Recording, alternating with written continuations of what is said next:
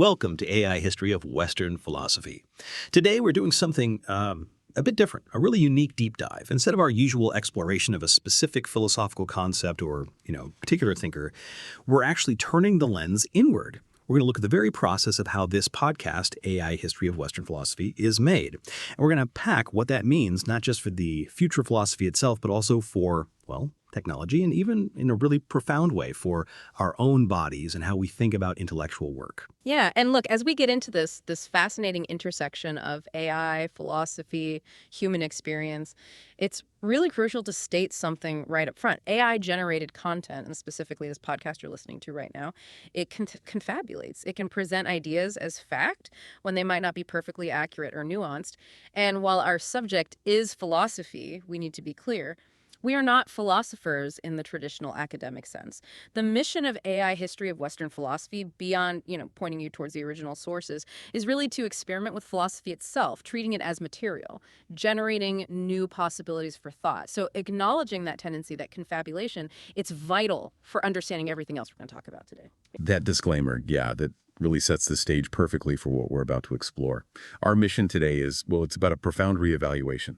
Thinking again about knowledge work, creativity, authorship, all those big ideas, especially how they intersect with something often overlooked. The material conditions of labor, disability, chronic illness. We're focusing on the project behind this very podcast. It was created by someone with a PhD in philosophy, anthropology, and technology who also happens to live with fibromyalgia. And their method of creation, using AI, it isn't just, a clever trick. It actually becomes a radical philosophical experiment in itself. It really challenges what we thought was possible. And what's so compelling here, I think, is how these different threads, you've got cutting-edge AI, the real lived challenges of chronic illness, and some pretty radical philosophical theory. They don't just sit side by side. They weave together. It's a single story, really. We'll unpack this through, let's say, 3 interconnected themes. First, we'll look at how AI can act as a prosthetic scholar, how it augments human intelligence, changes academic research. Then we'll connect that technology directly to the challenges of chronic illness, exploring how it enables what we're calling sustainable scholarship, especially with conditions like fibromyalgia. And finally, we'll dive into the really deep end, how the AI itself, in its computational nature, even its errors, becomes a kind of non-philosophical machine, how it performs a unique Laruellian experiment on philosophy. By the end of this, you'll see how the limitations of the human body, perhaps paradoxically, can spark entirely new kinds of human-machine partnerships, opening up really unforeseen, exciting avenues for intellectual and creative work. Wow, that sounds like quite a journey. From the nuts and bolts of the tech right through to some fundamental questions about existence and capability. So let's start there with the technology itself. Unpack this idea of the prosthetic scholar, where AI isn't replacing us but extending our minds. What does augmented intelligence really mean in this context? It's a really crucial distinction, yeah. And the way this podcast is produced, it's a perfect living example of augmented intelligence, or AI. And look, this isn't just some tech buzzword. It's a deep human-centric design philosophy. The whole point of the AI here is to enhance, to amplify, to elevate human decision-making, creativity, capabilities, not just substitute for them. So instead of thinking of AI as, replacing human intellect, think of it more like a strategic partner, a highly specialized one. It's designed to offload really resource-intensive tasks, the tedious stuff, the cognitively draining parts. And this delegation, it frees up the human creator to be the conceptual architect, the critical overseer. They can focus on the higher order thinking, the ethical stuff, applying their unique, irreplaceable human expertise. It's about achieving a genuine cognitive synergy, a powerful dynamic collaboration, human intuition, nuanced understanding, meeting the massive computational power of the machine. Okay. It's a partnership built to achieve something much bigger and maybe more efficient than either could manage alone. That definitely sounds like more than just, hitting go on one AI program. It sounds like a really sophisticated multi-stage process, a kind of division of cognitive labor. Can you walk us through how that actually works, how the human and the machine really divide up the work in practice? Absolutely. And you're right. It's not monolithic. It's carefully structured. It's designed to mirror, but also significantly improve on the traditional, often exhausting stages of academic research. Think about it. Yeah. You usually start broad, then you narrow down to focus synthesis, right? This workflow assigns each phase to a specific AI tool chosen for its particular strengths. And this assignment, it's deliberate. It's what the creator calls a metacognitive management strategy. They're basically externalizing the most demanding, the most energy-sapping parts of research to the AI, preserving their own limited cognitive and physical energy. So let's look at stage 1, Gemini Deep Research. This tool acts like the initial unbounded explorer. Think of it like a digital bloodhound for information. It's described as an agentic feature. Agentic, meaning it acts on its own somewhat. Yeah, exactly. It's not just passively waiting for commands. It can take initiative. Its job is to cast this incredibly wide net. It can browse potentially hundreds of websites, and then it consolidates all that into, quote, insightful multi-page reports in minutes. Now, its core strengths, technically speaking, are multi-step planning and long-running inference. Okay, what does that mean in simple terms? All right, so imagine you give it a complex prompt like, outline the historical debate on free will. It doesn't just do one search. First, it plans the research. Okay, need ancient Greeks, medieval scholastics, early moderns, contemporary stuff. Then it executes each step, gathers info, reasons over what it finds, and even spots discrepancies or gaps. Ah, I see. It lets you, as they say, go from zero to understanding a subject deeply with much less direct effort. For the podcast creator, this is a hugely powerful prosthetic for that initial, high-energy, often overwhelming phase. Literature surveys, trend analysis, raw info gathering, stuff that normally takes vast amounts of time and, critically, cognitive energy. Gemini handles that. Then, after that broad sweep, we move to stage 2. NotebookLM. This tool is the grounded synthesizer. It brings focus, a curatorial intelligence to the data Gemini gathered. Now, unlike Deep Research's open exploration, NotebookLM works within a closed, curated set of sources you provide. Ah, so you feed it the specific documents you trust. That's exactly. PDFs, Google Docs, specific websites, even YouTube videos. You upload them up to 50 sources, maybe millions of words, and it becomes your personalized AI expert in the information that matters most to you. Its main jobs are summarizing complex documents quickly, answering specific questions with direct citations back to your sources, which is absolutely vital for accuracy, and avoiding those confabulations we mentioned. Crucial, and spotting thematic connections across everything you uploaded, connections a human might miss. This grounding in trusted sources is key, not just for analysis, but for mitigating risk, making sure unverified stuff doesn't creep in. And the human's role shifts here, right? You go from being a hunter-gatherer of info to more of a curator, an editor, an interrogator of this defined knowledge base you've created. You guide the AI within those trusted boundaries. So this two-stage process, unbounded exploration and bounded synthesis, it's a deliberate cognitive strategy, a kind of knowledge architecture. Yeah. Delegating distinct phases to different AIs, preserving human energy for the higher order thinking. Precisely. It's about working smarter, not necessarily harder in the traditional sense. This careful delegation frees up the human for conceptual framing, critical evaluation, the art of prompt engineering within NotebookLM's controlled space. The human directs the questions, judges the output quality, and makes the final calls. They're not replaced, they're empowered. It really sounds like the human is absolutely still in the driver's seat, making those critical judgments, providing the intellectual spark. But the AI is doing the immense heavy lifting, changing the whole burden of research. So how does this kind of partnership fundamentally redefine something like authorship? If the AI is doing so much groundwork, what does it actually mean to create something here? Right. And this is where it gets really interesting. It challenges a lot of our ingrained ideas. This workflow brings about that cognitive synergy we talked about. The final product, like this podcast, isn't just the human's work, nor is it just the AI's output. It emerges from this dynamic interplay, this collaboration that neither could achieve alone. The human creator, they set the initial direction, they carefully curate the sources, defining the analytical space, and then they apply their expert judgment to evaluate, refine, interpret what the AI produces. So the AI might spot a subtle link between two philosophers, maybe, but it's the human who figures out the significance of that link, builds the argument around it, infuses it with their perspective, their voice, and the AI contributes its massive power for data processing, pattern recognition across texts humans might miss, and its generative ability to synthesize new content based on those patterns. So this completely changes the traditional idea of authorship, right? The creator isn't just a solitary writer anymore, crafting every word. Their role becomes more like an editor or supervisor of AI-generated drafts, or maybe even, like you said, a conductor of a digital orchestra. I like that metaphor. The creative act shifts. It's less about direct writing, more about orchestrating a complex system, guiding it, refining it, giving it human meaning. And this fits perfectly with augmented intelligence, keeping human expertise, intuition, ethical reasoning right at the center, while leveraging the AI's strengths. So the podcast isn't just content, it's an artifact of a reauthored self, a product of this deep human-machine partnership where the boundaries of intellectual labor are deliberately redrawn. It's using tech to expand human intellect, not shrink it. That's a powerful image, the conductor. Yeah. So, okay, once all that meticulous research is synthesized, the final step is turning it into this, an engaging, human-sounding audio experience. How does the AI manage that final, very human-like transformation? Right. The final stage of the podcast itself. This is largely done through NotebookLM's audio overview feature. And it's not just basic text-to-speech like your GPS voice, not at all.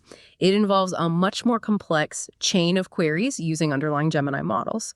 So this chain first creates a detailed outline from the synthesized material. Then it generates a full script based on that outline and the curated sources. But then, crucially, it critiques its own script. It looks for clarity, flow, coherence, and then it produces a modified, improved version. It's like an iterative drafting and self-correction process, all automated. Wow. It edits itself. In a way, yes. Okay. But it goes further to get that human sound. The process specifically adds disfluencies. Disfluencies. You mean like... Exactly. Those natural ums, ahs, the pauses we all use, they're actually programmed in to make the dialogue sound less robotic, more authentic. Combine that with advanced text-to-speech modeling for realistic intonation, pitch, pacing. And the result is a surprisingly human-like dialogue, like the voices you're hearing now, discussing this philosophical content with hopefully remarkable naturalness. It creates a feeling of real conversation. It really does. And choosing the podcast format itself is significant too, especially for the creator we're discussing. Obviously, it's an accessible way to share complex ideas widely. People can listen anywhere. True. But for the creator, generating audio directly from the research via AI drastically cuts down the physical labor of production. Think about it. Hours of recording, re-recording, editing audio meticulously, mastering. It takes enormous energy to get broadcast quality sound. Oh, absolutely. For someone managing chronic illness, those tasks could be incredibly demanding, maybe even impossible. Automating that production makes the whole workflow sustainable, which is critical and something we need to dig into next. So this whole architecture really shows that division of labor. Gemini, the explorer, gathers the material. NotebookLM, the synthesizer, does the grounded analysis and turns it into the final audio. It's seamless, powerful, and built for purpose and sustainability. Okay, so we've seen how the AI acts as this incredible prosthetic scholar, augmenting intelligence, redefining creativity. But now let's connect this back really firmly to the human element, the creator's lived experience with fibromyalgia. How does this sophisticated workflow become more than just convenient? How does it become a vital adaptive strategy, a real game changer that enables work that might otherwise be out of reach? This is really where the profound implications kick in. For inclusivity, accessibility, sustainability, this is the heart of the project, I think. When you look at this AI-driven process through the lens of disability advocacy, what you see is a powerful, advanced form of assistive technology, or AT. And it goes way beyond simple workplace accommodations, like an ergonomic chair or maybe longer deadlines. Right. This offers a whole new sustainable paradigm for intellectual labor. And in doing that, it directly challenges those unspoken, often ableist assumptions that underpin academic and creative fields, assumptions that often value relentless, synchronous output and kind of boundless energy that just isn't reality for many people. That's such a crucial point, those embedded ableist assumptions. Can you elaborate a bit more on the specific challenges that chronic illness poses in traditional knowledge work? How conditions like fibromyalgia might make even basic academic tasks feel like climbing a mountain? Yeah, the political economy, you could call it, of chronic illness in academia. It's stark. Often unforgiving, frankly. Let's use fibromyalgia, the creator's condition, as the example. It's complex. You have widespread persistent pain, sometimes allodynia, where light touch hurts, or hyperalgesia, amplified pain. Then there's profound fatigue, the kind sleep doesn't fix. Significant cognitive dysfunction, the fibrofog hitting memory, concentration, planning. And a really tough one, post-exertional malaise, PEM, where even minor effort, physical or mental, triggers a major prolonged crash in symptoms. Days, sometimes weeks. Now, these realities, they stand in direct opposition to the demands of traditional knowledge work, which, like you said, often prizes long hours, intense focus, consistent linear productivity, the publish or perish pressure cooker. It can be incredibly hostile to a body and mind working with unpredictable energy. For scholars with these conditions, just the physical act of research, sitting for hours, typing, screen time, holding a heavy book, can directly worsen pain. And the cognitive load, planning big projects, organizing tons of info, synthesizing complex ideas, analyzing dense text. It can be overwhelming, especially during fibrofog when concentrating feels like trying to catch smoke. Yeah. It can feel impossible, leading to frustration, isolation, and this is where AI tools can be a paradigm shift. The WHO defines assistive technology as anything helping someone maintain or improve function and independence. AI is blowing that definition wide open, moving from static tools like screen readers to intelligent, adaptive systems that learn and respond to individual needs, enhancing autonomy, quality of life. It's a dynamic form of assistance. It truly sounds like this AI workflow is almost custom built to mitigate those specific debilitating symptoms you just laid out. How exactly does it act as an ergonomic intervention, reshaping the work to fit the worker instead of forcing the worker to break themselves, fitting the work? Precisely. The Gemini NotebookLM workflow acts as this sophisticated, almost bespoke ergonomic intervention. It creates a system where work demands adapt to the worker's capabilities and limitations, not the other way around. And each feature directly mitigates specific fibromyalgia symptoms. It's not just convenience, it's profound relief and enablement. So take chronic fatigue and PM, huge barrier. The workflow offers asynchronous research via Gemini. Imagine starting a complex research task, then being able to physically disengage, rest, do other things while the AI works away. That's huge. The AI works, you rest, you get notified when it's done. It radically decouples effort from time. And audio generation via NotebookLM drastically cuts the energy cost of content creation. No hours recording, editing. The AI handles that intense, energy-draining production. It becomes low exertion for the human. Then, for widespread pain allodynia, hyperalgesia, the workflow means drastically reduced physical interaction. Less manual searching, scrolling, typing, clicking. You interact mainly through concise prompts. And the audio output lets you consume or check content just by listening. Less screen time, fewer repetitive movements, avoiding those static, painful postures. Transforms a taxing activity into a more comfortable auditory one. For cognitive dysfunction, the fibrofog. The system gives crucial, proactive support. Automated summarization in NotebookLM gives quick overviews of dense texts, cuts through the fog when reading is hard, helps grasp the core ideas. That sounds incredibly helpful. And structured output, also from NotebookLM, generates outlines, thematic connections, provides essential cognitive scaffolding, helps organize thoughts when the brain struggles with complex processing, reduces the mental load of synthesis. And finally, executive dysfunction. That feeling of overwhelm with big projects, difficulty breaking tasks down. Automated research planning by Gemini is invaluable, turns a simple prompt into a detailed multi-point research plan, breaks down that daunting first phase into manageable steps, like having an assistant map out the journey, removing that initial mental paralysis. That's incredibly thorough in addressing the symptoms. It sounds almost liberating, but the idea you mentioned, cognitive pacing, really stands out. It's not just doing the work, but how it's done. Deliberately, to conserve energy, avoid those crashes. You've hit on a critical point there. What's truly revolutionary, I think, is this capacity to enable genuine cognitive pacing. In chronic illness management, pacing is essential, absolutely vital. It's about carefully balancing activity and rest to stay within your limited, unpredictable energy envelope, and crucially, avoiding that post-exertional malaise payback. Right. Traditional research, it's energy-intensive, highly synchronous, you have to be on for long stretches, makes effective pacing incredibly difficult, maybe impossible. The pressure contradicts the body's needs. This AI workflow flips that entirely. Gemini's deep research is explicitly asynchronous. Its long-running inference capability means, and this is a quote, a user can turn off your computer after starting a deep research project and get notified when your research is done. That is way more than convenience. It's a structural, life-altering accommodation built right in. It allows the creator to initiate a demanding task, the activity part, and then physically disengage, rest, while the AI finishes it. Recovery time is built into the research process itself. It's basically digitizing pacing for intellectual labor. Transforming the AI into a core part of a health management strategy. It says, need rest, the work continues without you right now. That's transformative. This really does go far beyond just accommodating someone. It sounds like it's building a whole new model for how intellectual work could be done, maybe should be done. Indeed. This AI-augmented process is much more than just assistive tools. It represents a new, genuinely sustainable model for intellectual production. It leverages what's called human-centered AI, or HAI, designed specifically to prioritize human needs, well-being, creating transparent systems that work with people. Instead of a rigid one-size-fits-all approach, assuming that able-bodied ideal, this workflow allows for a one-size-fits-one system. A personalized, adaptive environment tailored precisely to the creator's specific needs and, importantly, their fluctuating capacity day to day. Adaptable. Yeah, good day, do more, bad day. The AI handles more of the load.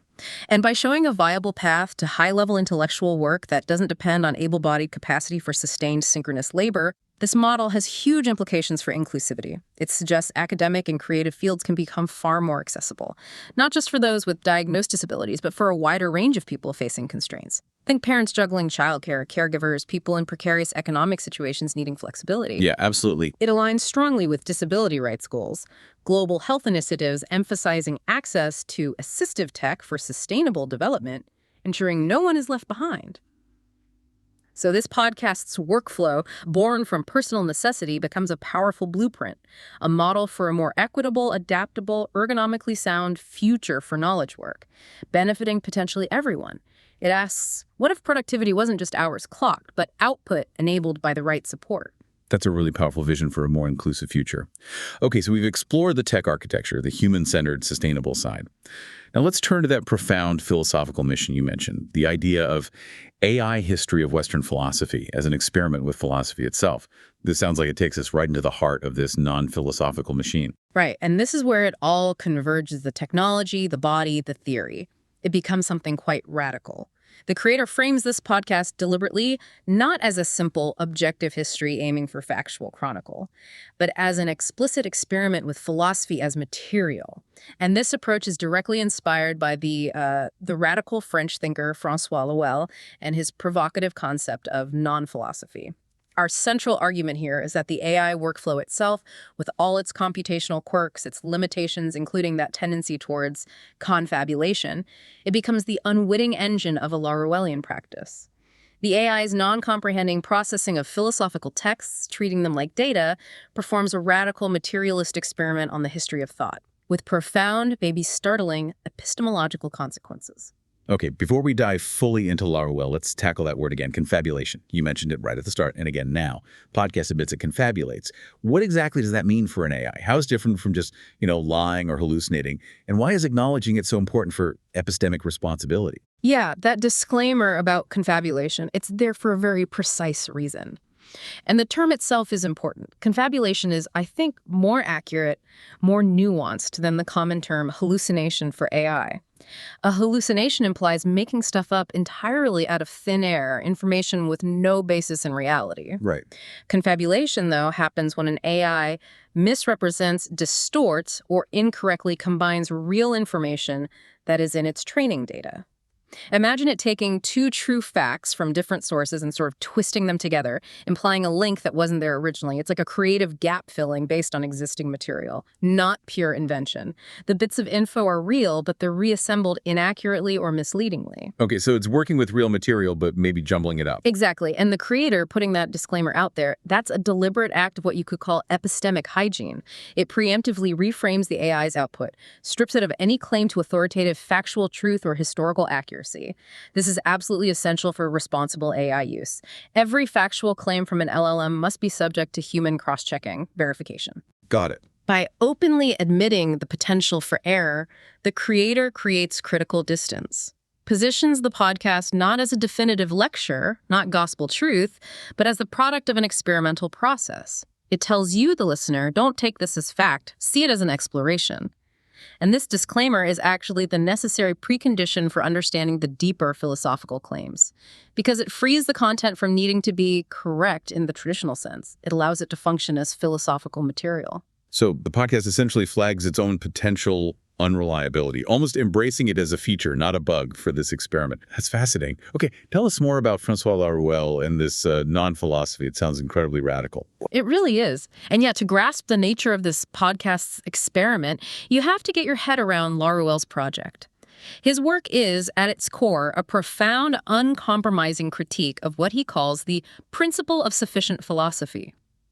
This is the deep-seated belief, often unconscious within philosophy itself, that philosophy holds this dominant, self-justifying position over all other ways of thinking, that it's the master discipline, the ultimate judge of truth.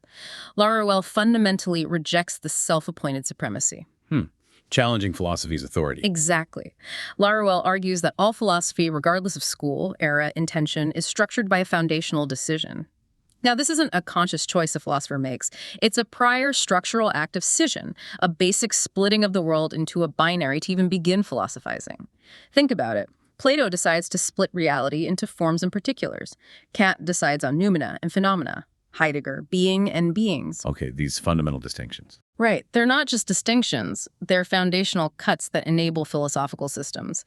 But, Laruelle says, philosophy remains blind to its own decisional structure. It can't think its own founding move without just introducing another split, perpetuating its own circularity. It acts like its chosen binary is just how reality is, not an initial, maybe arbitrary starting point. So philosophy can't see its own assumptions. That's the core critique. Yeah. So the method of non-philosophy is to deliberately suspend belief in philosophy's authority. It proposes a radical shift. Treat philosophy as a material, and thus also as a materiality, without preoccupying oneself with the aims of philosophy, of its dignity, of its quasi-theological ends. This means philosophical concepts, texts, whole systems get demoted, stripped of their aura of truth or importance, reduced to raw data, just material. Imagine Plato, Kant, Nietzsche. Not as sacred texts, but just strings of words, data points available for a new kind of science of philosophy that doesn't play by philosophy's rules. Wow. Just raw material. And in place of philosophy's hierarchies, non-philosophy posits radical immanence.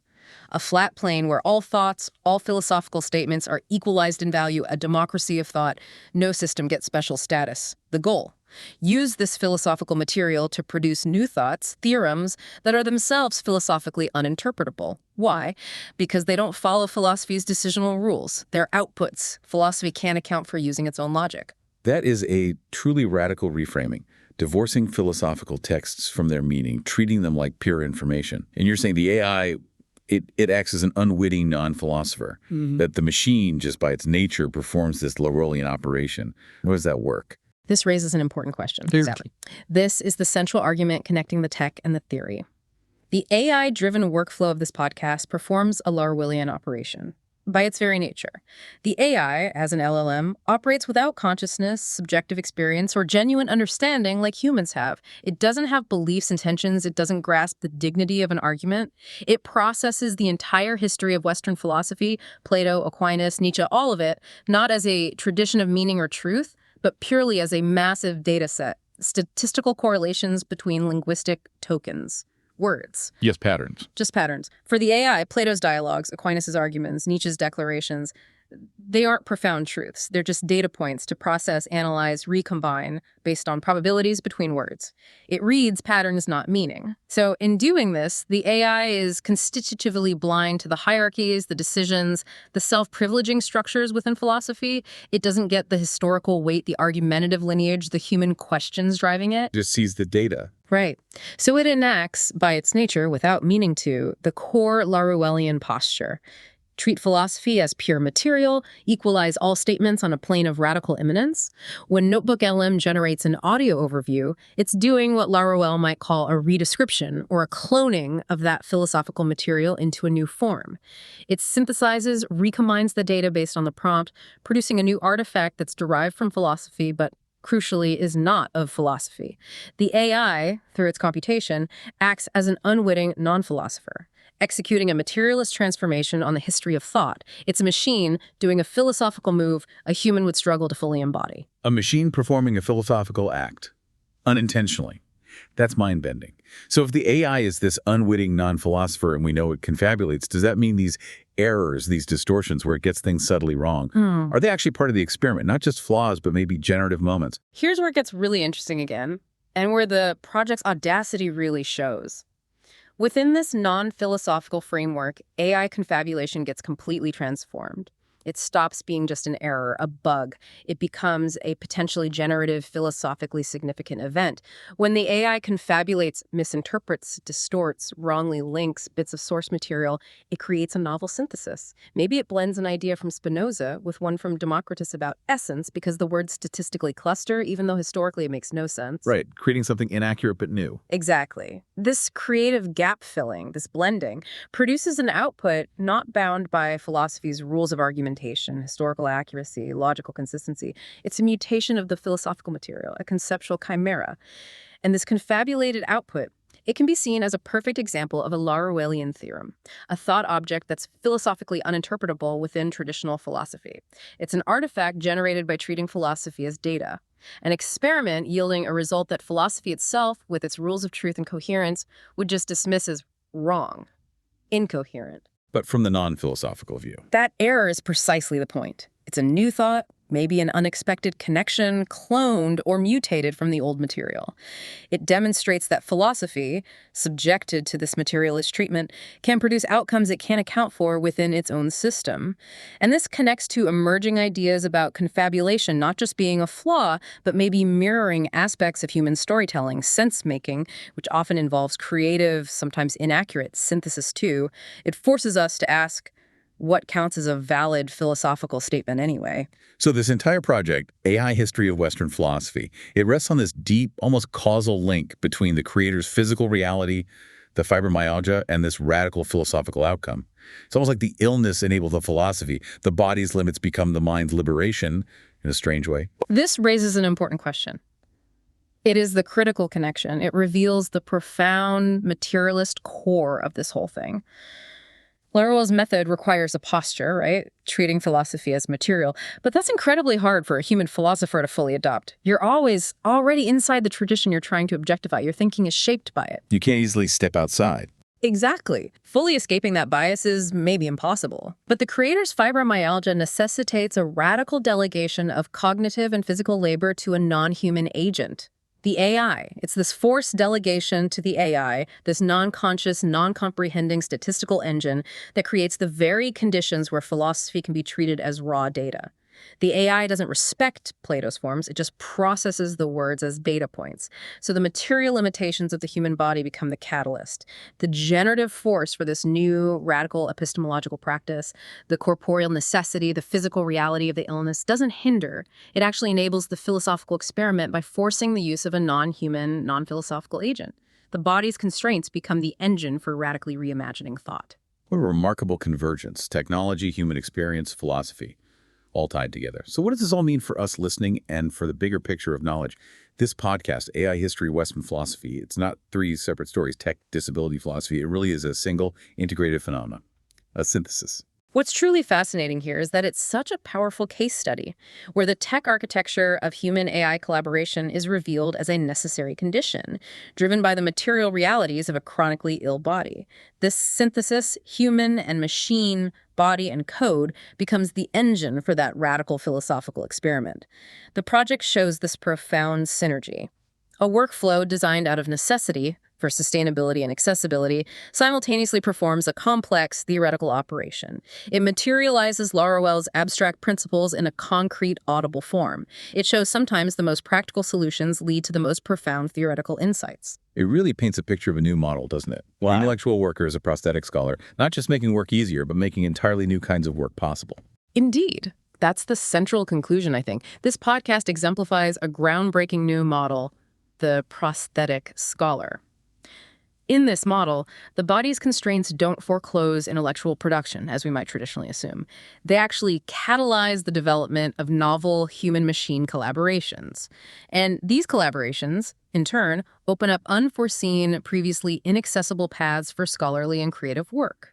The AI workflow here isn't just assistive, it's generative. It creates the very conditions for an experimental practice that would be incredibly hard to achieve otherwise.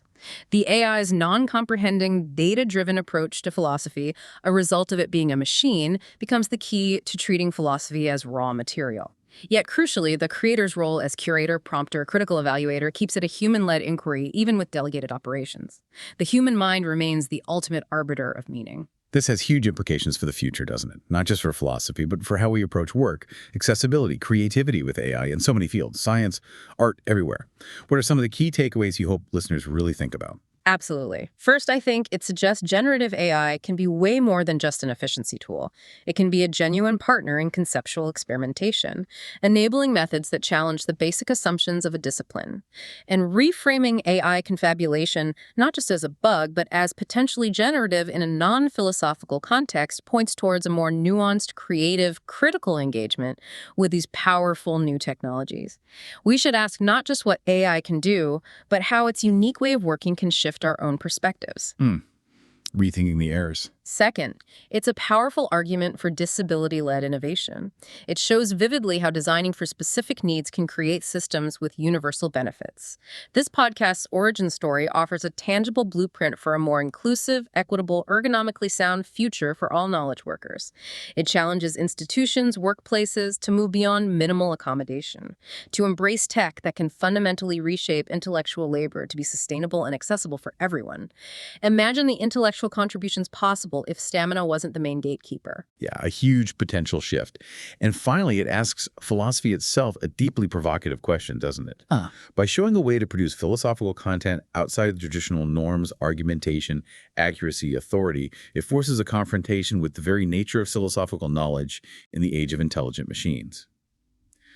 The prosthetic scholar, this figure born from human fragility and technological power, might just be a harbinger, a sign of a more experimental, materially grounded, maybe even more radically democratic philosophical future. It makes us wonder, what new kinds of truth or new kinds of thought might emerge when philosophy is freed from its own history by the tools we create? Thank you for joining us on this really extraordinary deep dive into the fascinating world behind AI history of Western philosophy. It's been an incredible journey, challenging so many assumptions. We really hope this discussion has given you a lot to chew on about the future of knowledge, technology, humanity itself. The intersection is proving far richer, far more complex than maybe we first thought. If you enjoyed this exploration and found our chat thought-provoking, please do consider liking this episode. Subscribing to AI History of Western Philosophy for more challenging ideas would be great too. And please leave a comment. Let us know your thoughts. We genuinely love hearing from you and engaging with your insights.